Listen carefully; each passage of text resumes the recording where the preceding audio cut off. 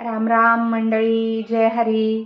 आज आषाढी एकादशी आहे आणि आषाढी एकादशीच्या सगळ्यांना खूप खूप शुभेच्छा. आजच्या या एकादशीचं खूप महात्म्य आहे आणि जरी तुम्हाला वारीला जाता आलं नसेल किंवा विठ्ठलाच्या दर्शनाला तुम्हाला जाता आलं नसेल तरीसुद्धा काही हरकत नाही आहे. घरीच बसा, ठाईचं बसून करा एकचित्त आणि आवडी अनंत आळवावा. तर त्या विठ्ठलाचं आज नामजप करा, नामस्मरण करा, ध्यान करा, त्याला नतमस्तक व्हा आजच्या दिवशी.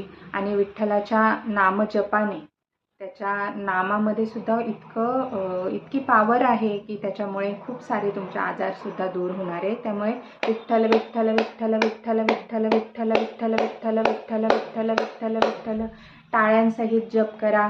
तुमच्या हृदयाचे ब्लॉकेजेससुद्धा दूर करा. धन्यवाद.